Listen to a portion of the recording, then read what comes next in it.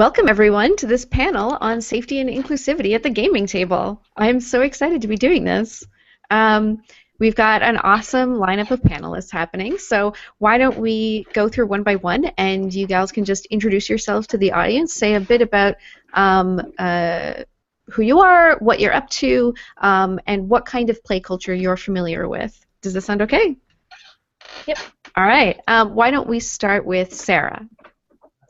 Hi, so my name is Sara Williamson. I'm a New York City-based freeform designer, and I also do a little bit of games organizing through the Freeform NYC community, which you can find on Google Plus or Facebook. Awesome. Perfect. Jax, why don't you go next? All right. Hi, I'm Jacqueline Bryk. I'm a staff writer with Damocles Thread Development, as well as a freeform LARP designer.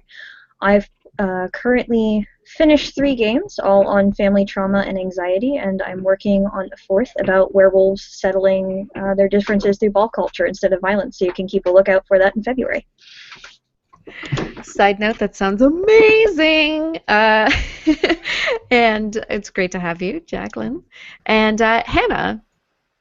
Yeah, hi, I am Hannah Schaefer. I'm a game designer. I made a kingdom building role-playing game called Questlandia, and my second game is an empathy game about chronic pain called 14 Days. And my play culture mostly is sort of the indie RPG storytelling game scene. Awesome. Well, what a lovely breadth of experience we have to draw on. So I think our first question that I'm going to pose to you, and we'll sort of, go one by one, is what does, like when we say safety and inclusivity, what does that mean to you in the context of gaming? Jax, why don't you go first? Oh man, put on the spot. So safety and inclusivity, for me, as someone with several anxiety disorders, safety and inclusivity really just means that it's a play space where I can feel free to express the character that I've created and have fun without having to worry about someone telling me, oh, you're doing it wrong, or here's how you should be doing it, or wouldn't it be really cool if your character underwent this traumatic situation? I'm not going to ask your permission. So having the freedom to explore different emotions and different interactions through a character is really important to me in a safe play space. Nice. I really dig that answer. And I like that you point out that you want to have a character that can go through really interesting stuff, but you want it to happen on your terms and not, surprisedly. Exactly. Consent is probably one of the most important things in a play space for me. That's going to be the word of the day, absolutely. Awesome. Who wants to go next? Sarah? Sure. I'm just going to build on what Jack said. Informed consent is totally my jam at the gaming table and in life generally. And I find that, for me, in terms of creating a safe gaming environment, where you can have that informed consent, is sort of about giving people the information that they need to make decisions about the game that they're going to play and the situations that they get into when the game starts. I think games, sometimes there's like a fear that you might have like spoilers if you reveal like the big shocking twist, but I think that actually like you can have really intense emotional and safe play experiences by giving people information up front so they can choose if it's the right sort of game for them. And that's definitely something I love, is also exploring those sort of deep emotional things. Also just sort of being aware of the history of the gaming community, that sometimes it's less welcoming to women, sometimes it's less welcoming to people of color and LGBTQ people, and just sort of being aware of that history and context and working proactively to make things inclusive and safe. That's a great point. That's definitely super important. Hannah, let's hear from you. Yeah, I mean, such good things have already been said. For me, it's sort of the most simple level. Safety or inclusivity is, knowing that I'm sort of welcome at a gaming table, and then safety is knowing that if I feel unwelcome, that there are sort of strategies that have been put in place by whoever is running the gaming table or running the gaming event to make things okay again, or to try to make things okay again, if there's a misstep along the way. So that's part of what they mean to me in context of gaming. Okay, cool. Yeah, no, I definitely like that, and I like them. I like that you point out that you want to know that there's options, right? Not just that this is expected to be a good experience, but that if it turns out to be a bad experience for whatever reason, that there's something to do, right? There's some sort of avenue Yep, for there's a little net to fall in. exactly safety net, right? What could be more safe than that? Literally, yeah. I love it. So let's move to. I kind of have a two-part question, but the first part is we'll do the positive one after. My question is, what are some things that you might notice when you go into a new play space, whether it's a new group or new table or a game that you haven't played before, that are like red flags to you? So what do you see that makes you go, oof, this might not be a very safe place for me? We'll start with Sarah this time. Cool. I mean, so I've been pretty fortunate lately that I haven't had these sorts of experiences recently in my gaming life. It's been something that's gotten better over time, and I'm really happy to report that. I think that the biggest thing that I've observed on a personal level is sort of commenting on the fact that it's strange that I'm here, especially when I'm sort of dressed up, if I'm wearing a dress or makeup or something like that, a little bit more on the femme end of the spectrum. Sometimes there will just be like a little like, oh, there's a girl here. What's going on with that?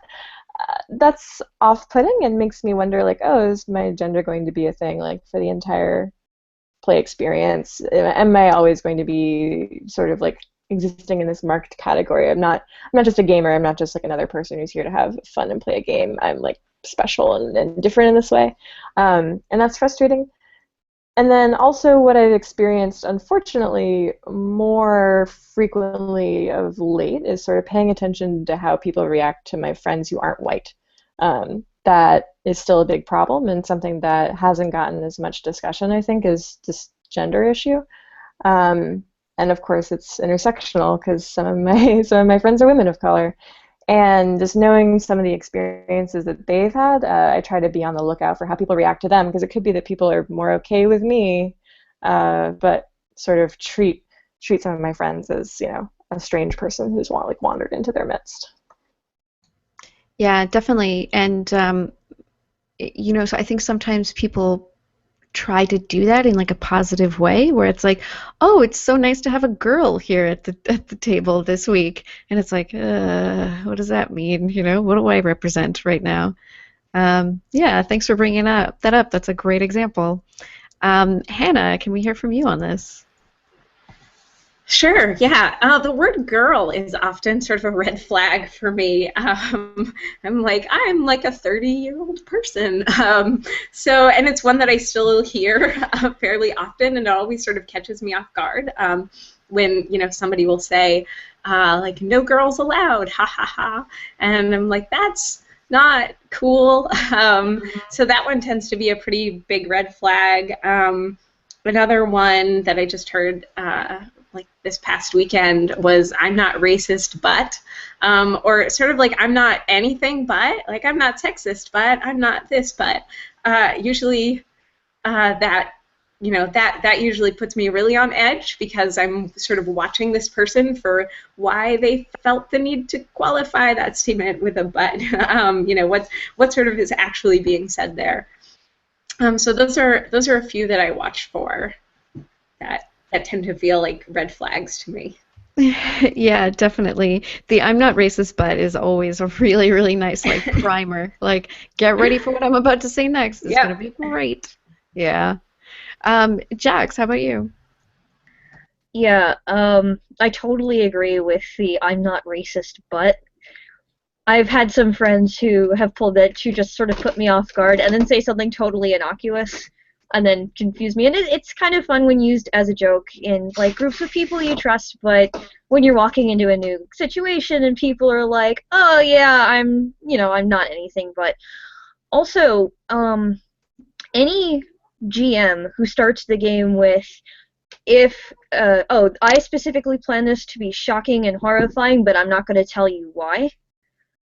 I've actually had an experience with a LARP that specifically planned all of their modules. It was a campaign-style boffer LARP that planned all of their modules to be sort of gross and horrifying and, like, just sort of pointlessly horrible, mostly to show other people, hey, we can do horror better than you can. And I like horror games as much as the next person, but you can see I'm not racist, but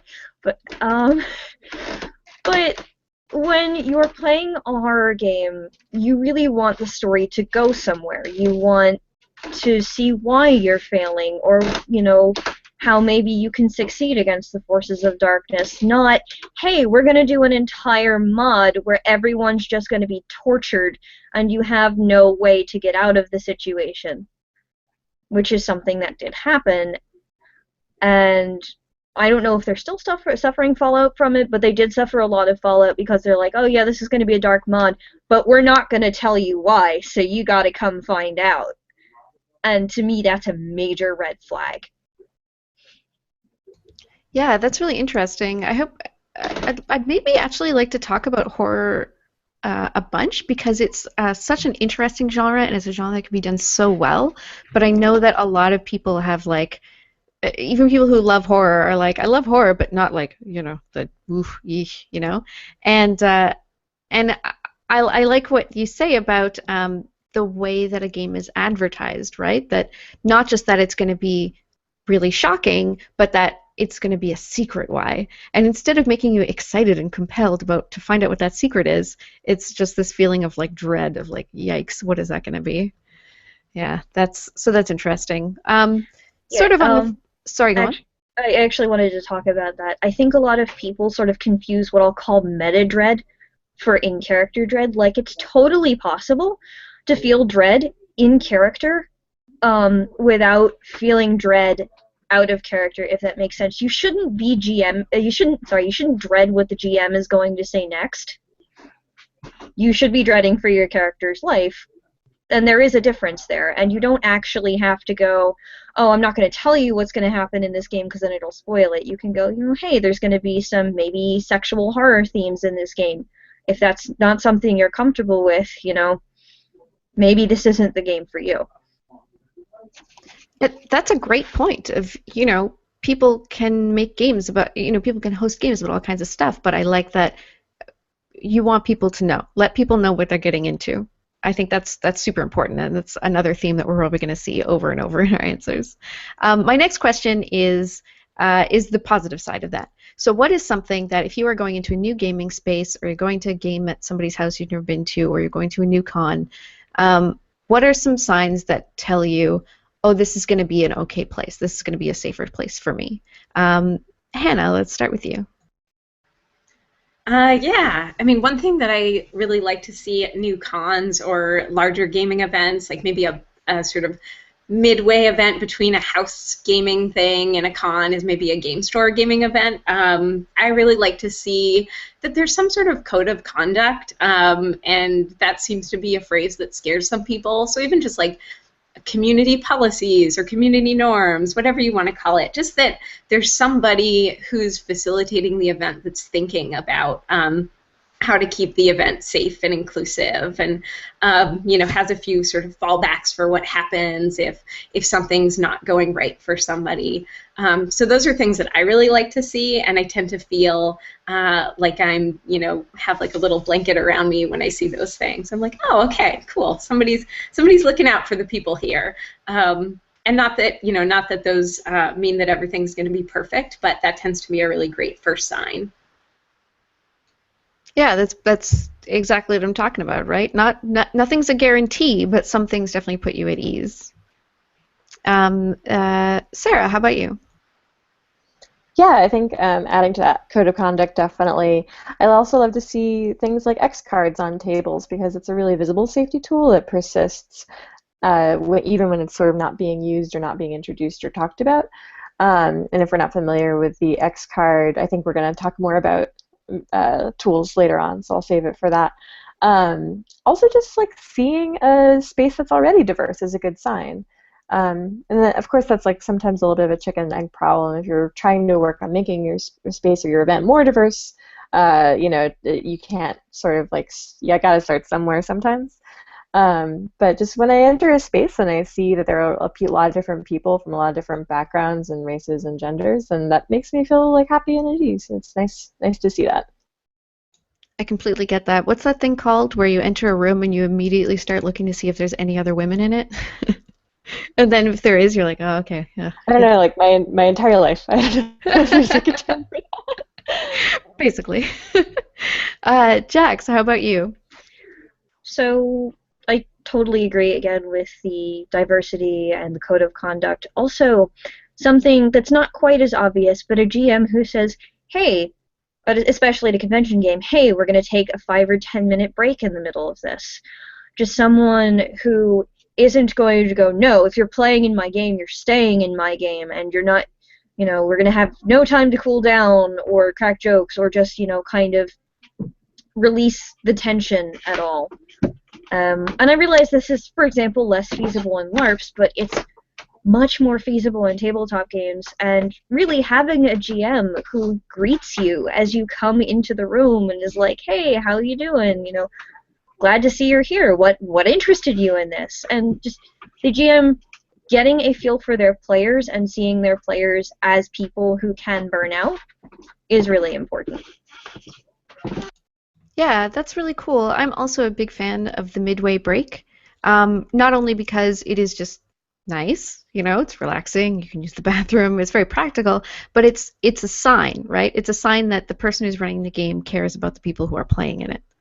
And I like what you say about a GM who just welcomes people, because again, that just indicates that I'm aware that there are real human beings playing my game, and I'm not just about to run it, you know, through a computer. Yeah, definitely. So Sara brought up the techniques and mechanics. So I'd definitely like to ask you guys, what are your favorite safety techniques or mechanics or you know, safer practices, whatever you kind of want to call them, that you like to see in your play spaces? I forget who we started with last time. Hannah, let's hear from you. Yeah, I like, gosh, let's see, there's so many of them that I've seen done in so many different ways. I like the X card. I especially like seeing the X card when there's an explanation about how to use it. Like I never take that conversation for granted, because I think that, you know, that card means different things to different people. So I always like to hear from the person running the game how they're interpreting the X card. And one of my favorite uses is the idea that sort of once it's invoked, it doesn't have to be explained, as long as, unless it's really unclear, like unless the situation that it was invoked in is really unclear, that, you know, you don't have to explain why, that you just sort of move on, and as long as it's clear why it was used, that thing is just gone. Like that thing is not going to be a thing anymore. So I like the X card. I like sort of general content discussions before a game happens also. Just about sort of expectations around tone. That can be especially important, I think, in sort of world-building-y games where things could go in a horror direction or things could go in a sexy direction, when you never quite know where something's going to go, where people can sort of set the tone beforehand and say, like, okay, this is going to be a little bit humorous, but we're not going to go here, or there's so many reasons why those conversations are good. You know, even in just deciding, like, is the game going to be a little bit funny or totally gonzo? So those are some of the things that I like to see.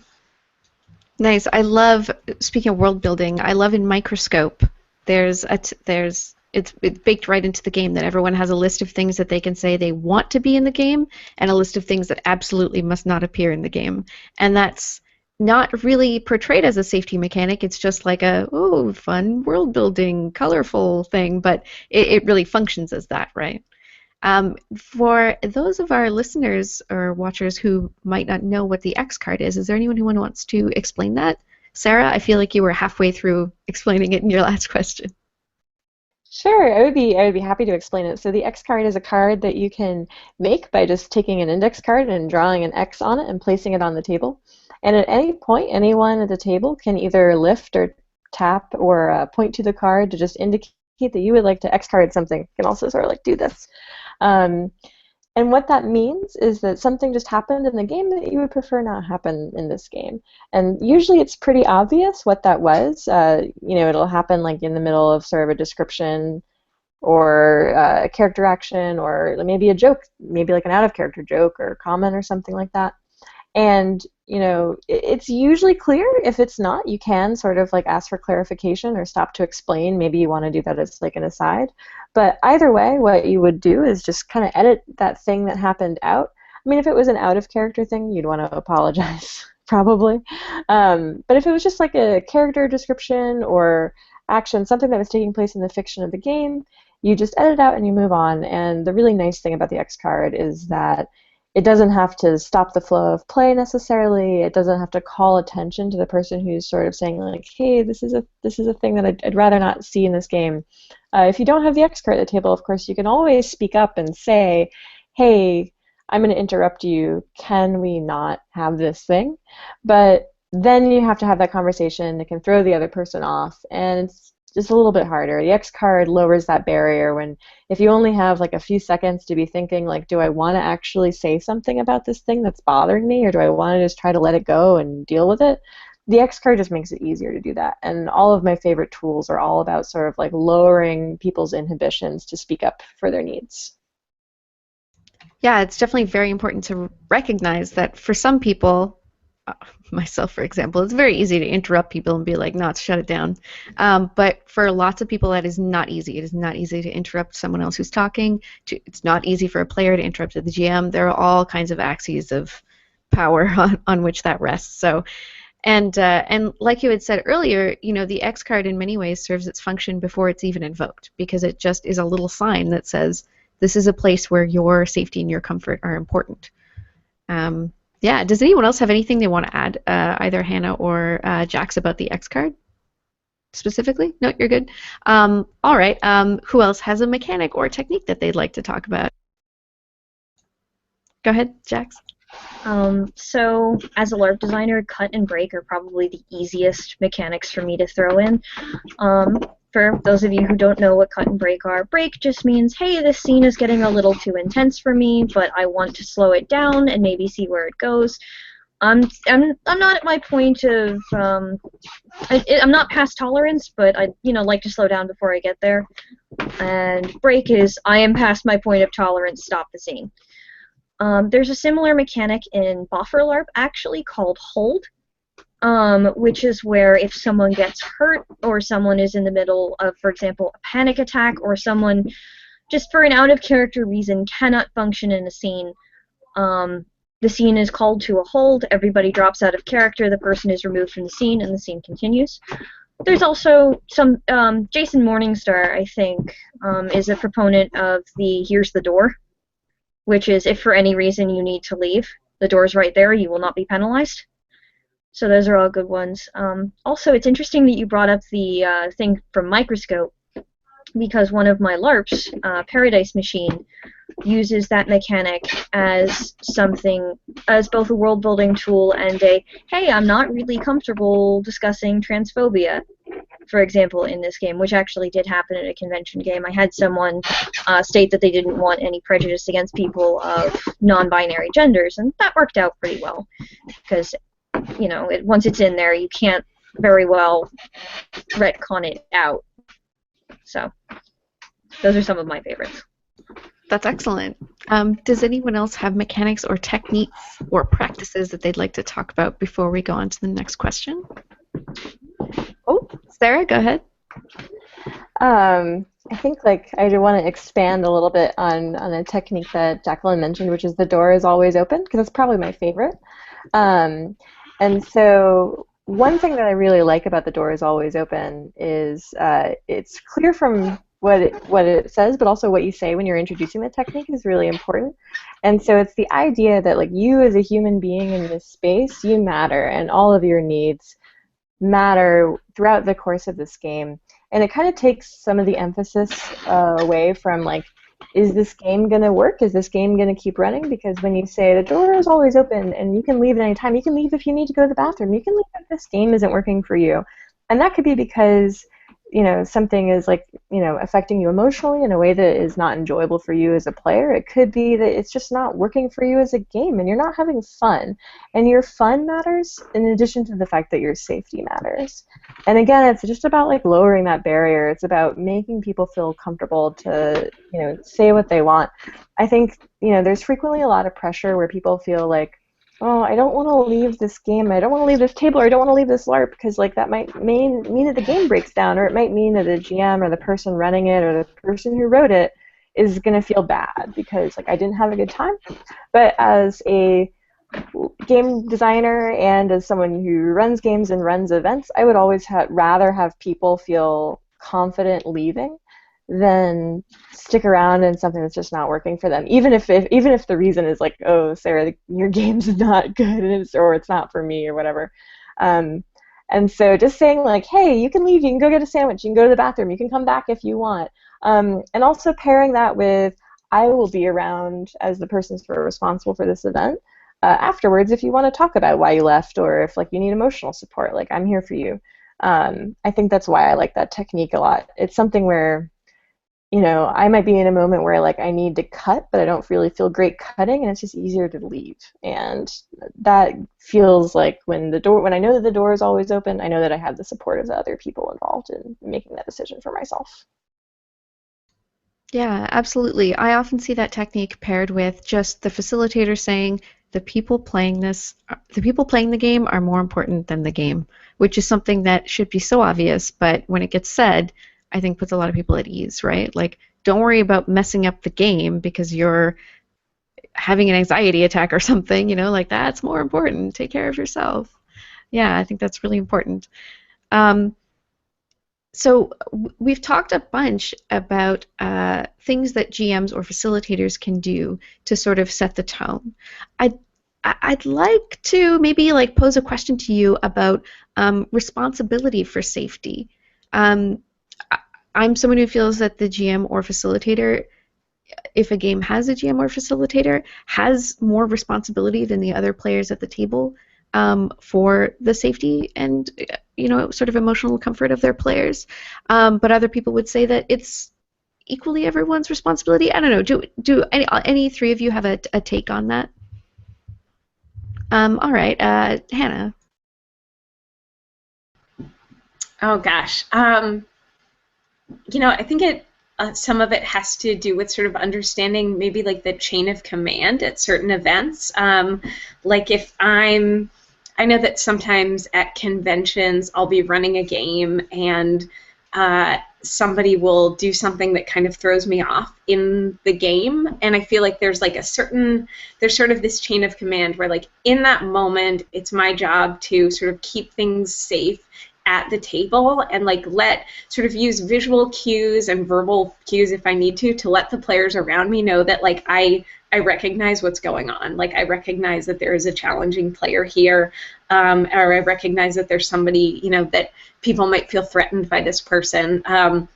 And if I can, to sort of keep the game going in the context of, you know, the con, and then to sort of go to the next chain of command after that, to sort of help people recognize, like, let's get through this game, let's make it a good time, and like after this, let's have a debrief, or let's, you know, talk to the people who are organizing the convention about, you know, the fact that this person, you know, made some people at the table feel unsafe. But I'm interested in hearing what other people have to say about this, because I'm not sure if my answer is the best answer. I think it's a great and totally valid and helpful answer. But does anyone else have an opinion on this? Jax, sure, go ahead. So, sorry about the stepping noises. There's someone pacing around upstairs. Totally fine. But I think the GM has the responsibility to keep the room safe, but that responsibility is made so much easier if the players are backing the GM. I had a problematic player at a convention in DC a couple of years ago. I was running my freeform, which is basically about a family interacting with demons, and one of the scenes took place in the 50s. And one of my players just sort of got this look in his eyes, white dude, white dude TM, we'll go with that. And he's like, "We're in the 50s. We can call Chinese people chinks." And I went, "Excuse me, no you can't." And he goes, "Why not? This is set in the 50s. I can call black people." And then luckily one of my friends who was in the game went, the scene is in the 50s, the game is taking place in the 2000s, and there is a person of color sitting at this table. If you don't want me to kick your ass out of this room, and like if Jax doesn't want me to, that's fine, but if you don't want me to kick your ass out of this room right now, you are going to stop that sentence. And I think having that player speak up made my job a whole lot easier. So, no, players might not necessarily be like de facto responsible, but when they stick up for other players, it really helps the atmosphere of a game. Yeah, definitely. Wow. Yikes. Whew. Wow. Yeah, well handled. Sarah, do you want to chime in on this? Sure. So it's funny. This is actually like causing me to question some of my own assumptions about like who sort of bears responsibility for creating a safe environment. I find that I want to, like, as an event organizer, I feel like I have an increased responsibility because I have that sort of like power and authority. And when I'm GMing, I also feel like I have an increased responsibility for all the people at my table or in my LARP or something else like that. But when I'm a player, I feel like it should be distributed equally, and we all bear equal responsibility. So I guess maybe it's just whatever position I'm in, I feel super responsible for ensuring player safety. I think it just stems from feeling like, well, in an ideal world, we would all both be responsible in accordance with like the power that we have. So like someone who's running an event or controls event space or is like in a position of authority at a table, the way like a GM or a facilitator in a LARP has, like, ideally everyone would use what power they have to be responsible for safety. But in practice, the people who are actually responsible for everyone's safety are the people who care. And sometimes that'll be your GM, and sometimes it'll be the event organizer, or sometimes your GM's worried about like connecting all their plot threads, or your event organizer's worried about like the catering that's supposed to be coming in and it's late. And so sometimes it makes more sense for the players at the table who are a little bit more focused on like maybe each other and themselves and being aware of people's emotional states to be the ones like checking in with each other. I think that it makes sense to sort of break down what people in different roles can do. And so what I like to see is people who are sort of structuring a larger event, like creating a structure which promotes safety and promotes putting people first over games. And then what I like to see in terms of GMs are GMs who are like getting sort of like a read on their players, who are like not so focused on getting their game run that they overlook like how their players are doing.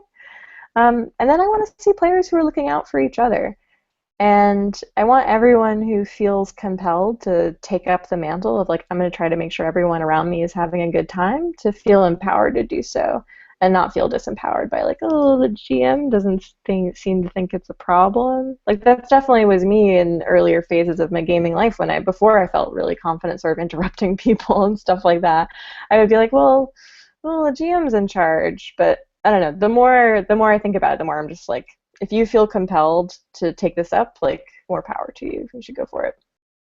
That's great. I really like your note on like the sort of varying levels of power that people have. Like you say, like if you're in charge of the event, if you're in charge of the game, if you are like, honestly, some people just have power in spaces because they've been there for a while or they are, recognized for some other status kind of thing.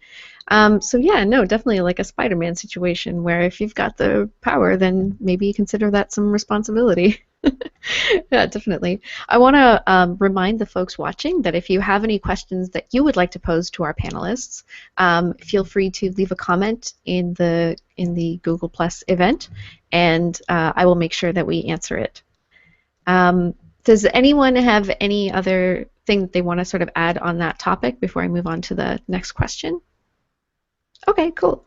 So I asked you before about techniques and practices and mechanics that you really like to see that you think have worked really well. Do any of you have a technique or a mechanic or a practice or a custom in a play culture that you've seen that you really feel doesn't work, or that you think maybe people overestimate the usefulness of? Does anyone have something right off the bat? All right, Jax, take it. So it sucks, but I found the X card really doesn't work with more sort of old school gamers, because they tend to sort of see it as, oh, well, why would we need this? You know, we're tough and we're gonna take down all the bad guys, and if someone can't take a joke, then that's their problem.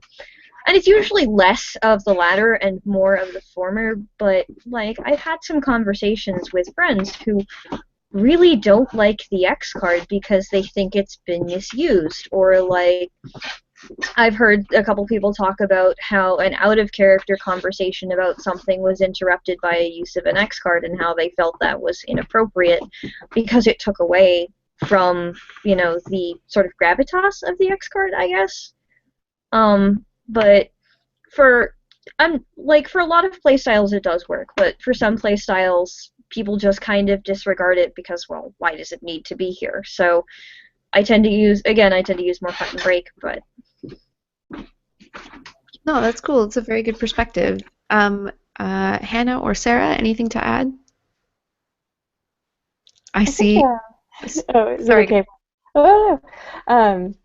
I think it's tough because there's not like one. It's not a one-size-fits-all solution, right? Like different games and different cultures are gonna react differently to different things, and I think what Jacqueline said about sort of taking the temperature of the people you're playing with and seeing what tools they might be receptive to, even if it's like your favorite tool. If the people around you aren't respecting the tool, then it's not going to work really, unfortunately. And so I think just sort of being familiar with a variety of things and, you know, figuring out what's right for your game and what's right for this like specific context is really useful. I would say that common pitfalls that I've seen are people just hesitating to use the safety mechanics. I find that it's pretty common in the types of games that I tend to play the most, which are kind of like quiet, dramatic, non-genre, for the most part, emotionally intense games. It can be really tough to sort of interrupt that with any sort of like meta technique, like a cut or a break. Like I almost never see it happen. And sometimes people will have really bad reactions to the game afterwards. And that's, you know, to some extent going to happen no matter what. So I think just sort of with your play group and with like dialogue with other play groups, it's good to iterate over these processes and find out like, okay, if people didn't feel comfortable using this thing, is there something that they would feel comfortable using? Maybe you just need to build in like breaks and check-ins between scenes so that you give people some like structured space to actually say like, hey, I freaked out like 3 scenes ago but didn't feel comfortable saying it, because it's better if you get that in the middle of the game rather than the end. I think it's more about like building frameworks and seeing how these different tools slot in and then adapting to whatever circumstance that you're in. Yeah, that's great. And I love that really active approach that involves a lot of follow-up with people, right? So, hey, I did this thing that I hoped would make people feel better about the game. How did it make you feel? How did you react to that? That's really great. Hannah, anything to chime in with? I think just sort of a variation on the same. I mean, I've been in games before where, all but one player has maybe scoffed at a certain safety mechanic, and I still feel like they should just be there, and those conversations should happen for that one person, and even if they're not working for, any of the people at the table, just to sort of practice using them, I think is great. And the tools can vary depending on what type of games you're running. It doesn't have to be, like at one tool or the other. But I think it's important to just be having those discussions about content and, being able to opt out before a game starts. Yeah, great point, right? And in a way, even if people aren't used to a mechanic or they think, oh, they don't need that, you know, maybe if it's there and they play through 5 or 6 games with it there, eventually they might be like, oh, that thing's okay, you know? It's new, but it doesn't ruin my gaming style. It's fine. Hopefully. Sarah, you mentioned you had something to add. Yeah, something that you said, Hannah, actually like triggered this realization in me that something we don't really talk about very much as a safety technique is asking problem people to leave your game. And that's probably the hardest thing to do as a game runner or an event runner. But like if you're in a situation where it's actually like one person or one or two people or you know, a smaller group of people who are scoffing at a safety technique and the rest of the group thinks that it's appropriate, then maybe those people just aren't the right fit for this game in this time and place, you know, in their lives and in the gaming world. I think that it's tough to make these sort of decisions, and it's tough to have these sort of conversations. But in any conversation about safety, you need to keep in mind, safe for who? Are we making this safe for people who care about safety and are really interested in supporting their fellow players? Or are we making it safe for people who just want to kind of laugh at stuff like that and not take it seriously and be unsupportive? And I definitely think that it's a nuanced situation, and when possible, you always want to try to like bring people along with you on that sort of journey, rather than say like, you have to enter this space like already with my same beliefs or already like perfect, because you know then perfect will be the enemy of good. But if someone is really being disruptive, if someone is posing a risk to other players by being dismissive or trampling over other people, then like sometimes it's just time for them to go.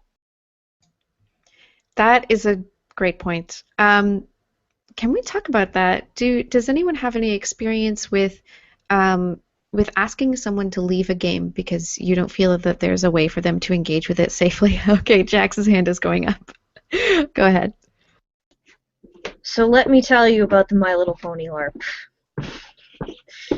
We wound up having to ask not one but several of our players to leave because the convention we were at is very friendly to all sorts of people, and it's probably one of the best conventions I've ever been to.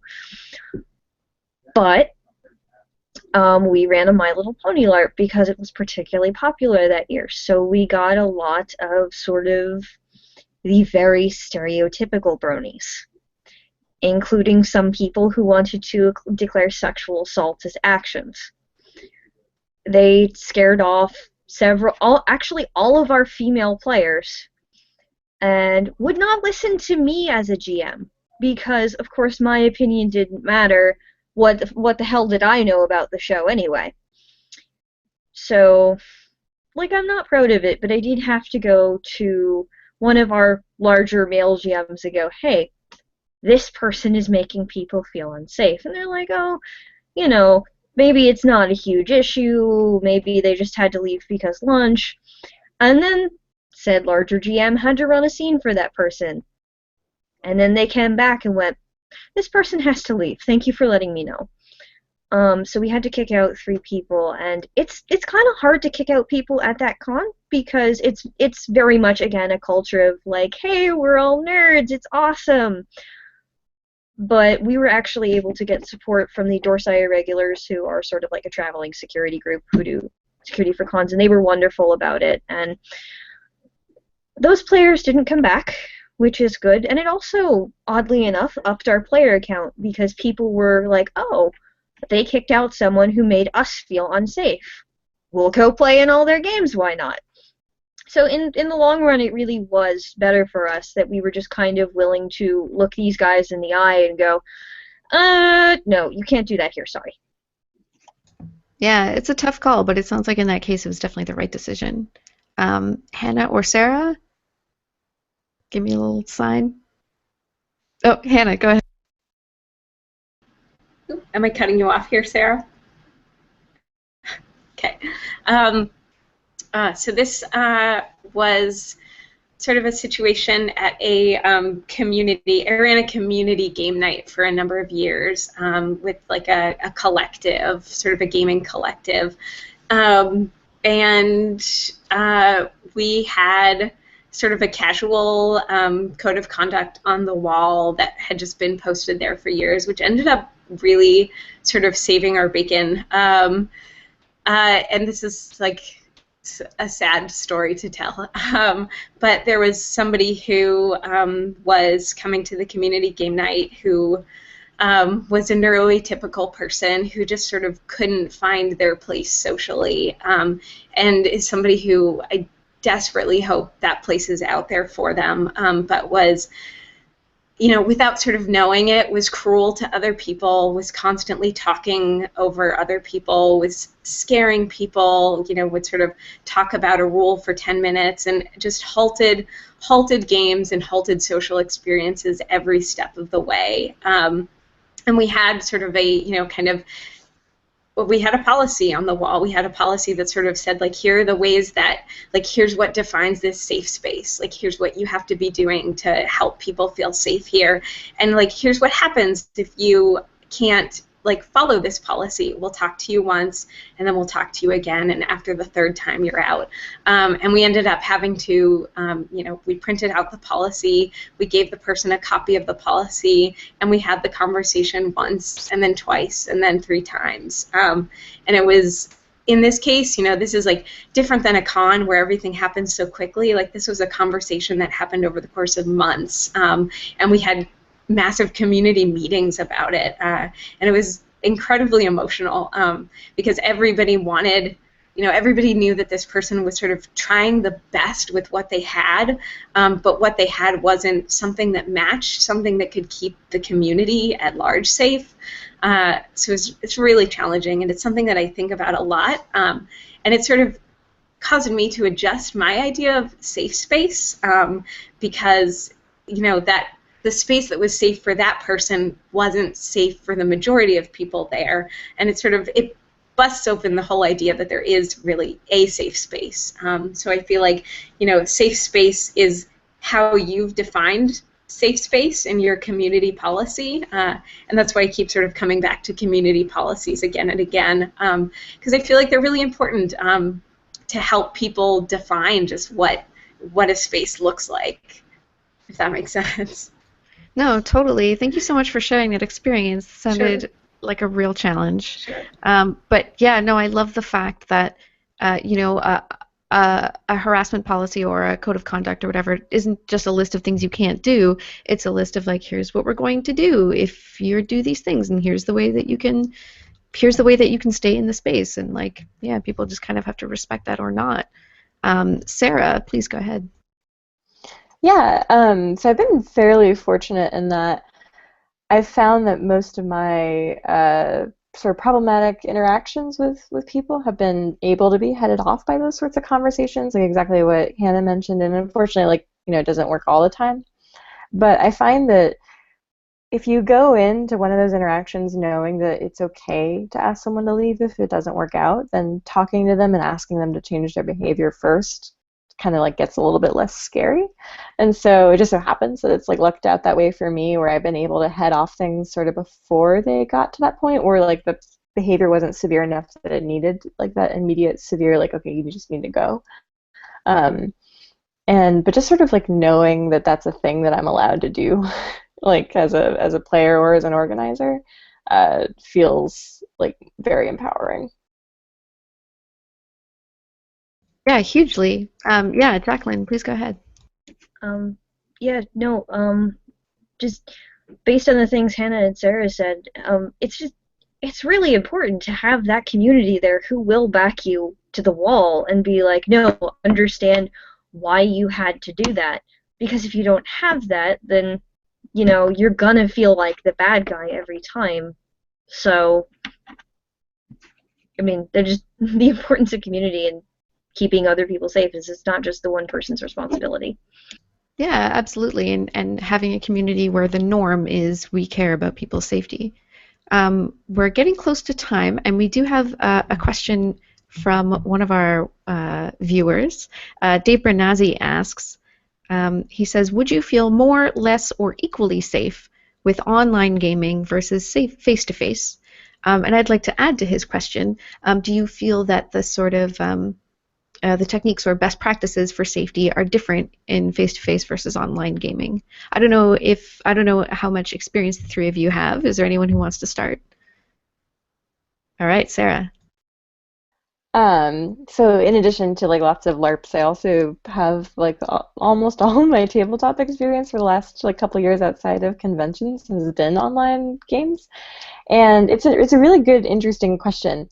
I find that you need to like work a little bit harder to build a rapport where you can pay attention to people's emotional cues in an online game, because it's really easy, especially like if you're all on your laptop on a Hangout, to like open another tab and look at something else when it's not your turn to speak. And we all have those sorts of like distraction problems. And so I think that with online games, especially if you're playing on an online convention with people that you don't know well, just sort of like giving it the same focus and attention that you would if you were at the table in person is a really good way to sort of replicate the safety that you might have in an in-person event online.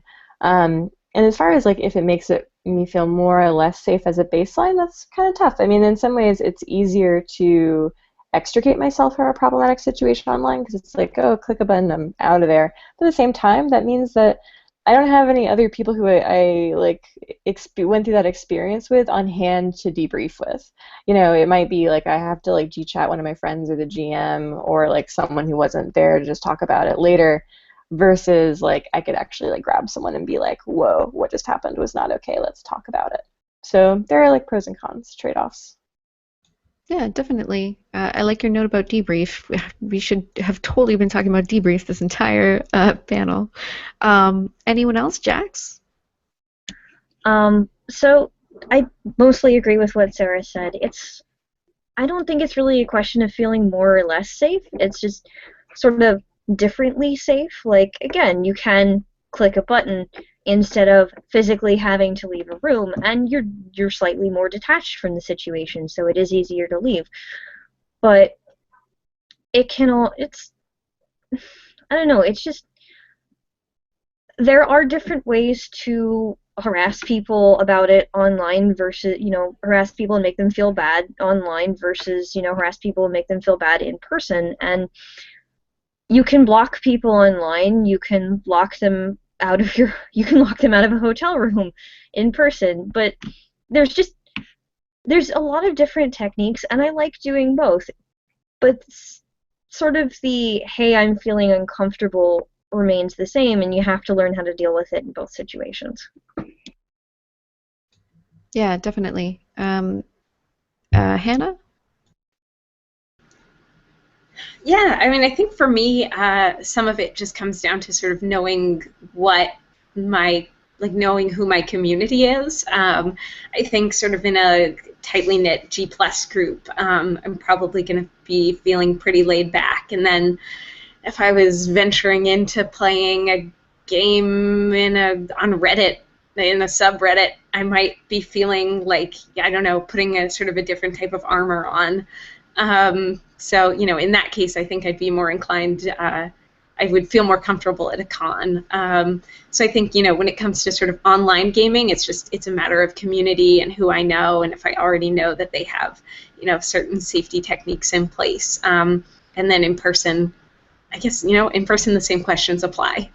Who is the community? Do I know them? And do they have safety techniques in place? So, yeah, same thing, I guess. Yeah, the two situations are not that different in lots of ways. Thanks to Dave for the great question. So we're almost out of time. My sort of last big question is, are there any resources that if someone was trying to make their table or their small event or their home game or their house con safer and more inclusive, that you would think, oh, they got to read this or they got to have this? Hannah, you're nodding. I'm going to go to you. I also just nod a lot. It's like my default thing that I do.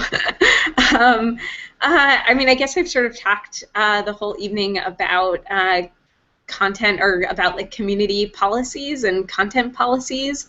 I think that a great place to start if somebody is looking for guidance would be to look online for cons that have posted their community policies online. I know Big Bad Con, which I attended last week in Oakland, California, had a great community policy that was posted everywhere. They had it posted outside of every entrance and exit, and I believe that there's a copy on their website as well. And I'm sure that other cons are following suit with this, where they have it online for you to view before the event. And I think that's super great and just a great resource. Yeah, I've heard nothing but great stuff about Big Bad Con. I'm hoping that every other convention is just looking to see, like, wow, what are they doing? Everyone's so excited about it. Sarah? Yeah, so I actually want to recommend something that's not specific to gaming, but I think that will help a lot of people. Something that I see people sort of struggle with sometimes is feeling like, how do I deal with all of these different diversity questions and structural oppression and stuff like that? If that's something that's not familiar to you, it can seem sometimes, especially online, like, oh man, all these people are talking about feminism or sexism or racism or intersectionality, and like, what does all this stuff mean? And how can I like learn about this? And I feel like the site everydayfeminism.com is like a really super intro level thing that is accessible but still smart. It doesn't dumb anything down, and it's not condescending. And so if you're someone who just sort of like feels uncomfortable or unsure about this stuff, which makes sense given, I think most people don't want to unintentionally hurt someone or contribute to oppression, and it can be sometimes scary to figure out how to actually accomplish that. I would just recommend going to Everyday Feminism and reading some of their stuff, especially like little comics and things that they have like that. It's really accessible, and sometimes like having this passive awareness of these larger social issues at play will mean that you're a more informed participant in the gaming community when it comes to both diversity and safety. Yeah, that's a really great point. None of what happens in our gaming circles happens in a vacuum, right? We're all part of a broader culture. Jax, is there anything you want to add? For a resource, I highly, highly recommend Avery McDowell's edition onto Monster Hearts. She wrote an essay called Safe Hearts, which is very specifically all about consent at the gaming table and how to manage expectations and make sure everyone is feeling safe. Like, hey, we're gonna run this game, and maybe the example used was, hey, I'm playing a trans character, but maybe I don't really want to have to deal with transphobia as a major part of my story arc. Maybe I just want to focus on being this crazy snake person. And, sort of have if I'm going to have transphobia, not have it be something I'm interacting with every game. Or maybe I don't want to interact with it at all. So that's a really good resource. And we've been talking about community all night. Ask the people at your table. Ask friends, like, hey, what works for you? What doesn't work for you? Can you tell me a little bit more about that? What do you feel makes you safe and unsafe at a gaming table? How can I implement these things you're suggesting to make my table better? I have never heard of Safe Hearts, but I'm a big fan of the #1 monster sex game, Monster Hearts. I think that's a great one. We'll see if we can provide links to that in either the notes on the video or something. Thank you, ladies. Those are all super awesome resources. There's one more question. I'm not going to put it out there. We don't really have time to totally get into it. Sorry to the person who submitted a question, but our hour is up. And I feel pretty good about our conversation. Ladies, is there anything that you want to add before we wrap this up? Hands up? Anybody? All right, nice, good. Everyone said what they needed to say. Okay, well, thank you so much. Viewers, thank you so much for watching. This will be on YouTube for posterity. And yeah, Hannah, Jax, Sarah, thank you so much for joining us. Thanks. Have a good night, everyone. You too. Bye-bye. Bye.